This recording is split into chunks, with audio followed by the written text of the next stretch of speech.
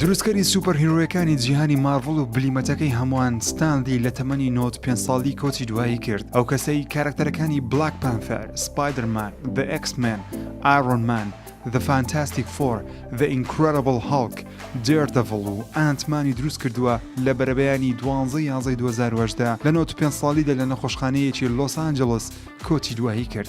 کۆتا ساڵەکانی ژیانی ستانلی بە چەند چێشمەچێشمی ناخۆش کۆتایی هات لە دوای مردنی هاوژینەکەی جون کە لە 2017 کۆچی دوایی کرد. ستانلی باری دەرونی و تەندروستی بەرەو تێکچوون ڕۆشت. ستانلی ئەفسانەیەکی کارکتەرە سوپەر هیرۆیەکانە بە باوە گەورەی مارڤڵ دارەندرێت، چونکە زۆرینەی کارکتەرەکانی ئەم فیلمانەی مارڤڵی پێشتر لە گۆڤارە ڕنگدارەکانی کۆمیکەکانی مارڤڵ دروست کردووە. ستانلی کەسایەتێکی بەناوبانجی زۆر خۆشەویست بووە لەلایەن ناوداران و کەسایەتیەکان و هەواداران بە ئایکۆنی مرۆڤی سەرکەوتوو خاوەن ئیلهام بۆ جیهان ناسێنراوە. لە 2009 دیزنی کۆمپانیای مارڤڵی بە بڕی 4 میلیارد دلار کڕیەوە. ئەو کۆمپانیایی لەسەر کارکتەرەکانی ستانلی دروست بووە و لە 2018 فیلمە بەناوبانگەکەی ئەڤێنجەرز ئینفینیتی وۆر توانی 2 میلیارد دلار لە سینەماکانی جیهان کۆکاتەوە کە کارکتەرەکانی فیلمەکە لەلایەن ستانلیەوە دروست کراوە. جگە لە دروستکردنی کۆمیکەکان، ستانلی بە ڕۆڵی کامیۆ واتە ڕۆڵێکی کورد کە کەسایەتێکی بەناوبانگ تێیدا بەشدار دەبێت لە تەواوی فیلمەکانی مارڤڵ و چەندین فیلمی دیکەش بەشداری کردووە.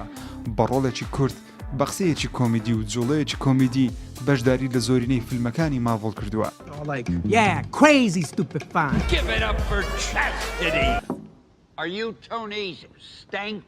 لە دوای کۆچی دوایی ستانلی کەسایەتی و ئاکتەرانی جیهان لە سۆشەڵ میدیا هاوخەمی خۆیان نیشان داوە، یادی کارە زێڕین و ناوازەکانی ستانلیان کردووەتەوە.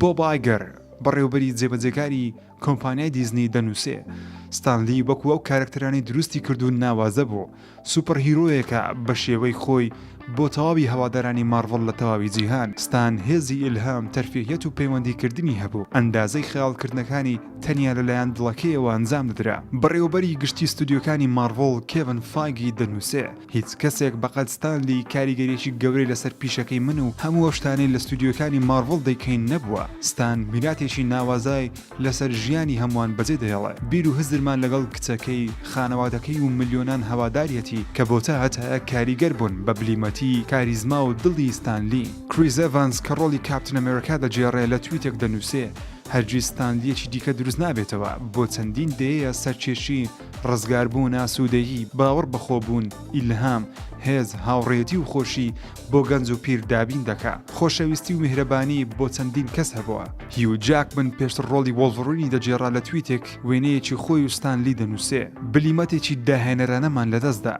ستانلی هێزێکی پێشەنجی جیهانی سوپەر هیرۆیەکان بوو، جێگەی شانازیە کە بوومەتە بەشێکی بچووک لە میراتەکەی کە یارمەتیم داوایەکێ لە کارکتەرەکانی زیندوو بکەمەوە. تۆم هۆڵاند ڕۆڵجێری سپایدەرمان لە پۆستێکی ئینستاگرام دەنووسێ چەند ملیۆن کەس لە ئێمە قەرزاریان پیاوین، کەس لە من زیاتر قەرزاری ئەو نییە. باوکی مارڤڵ چەندین کەسی دڵخۆش کرد، چ ژیانێک چ دەستکەوتێک لە ئارامی بمێنیتەوە ستان.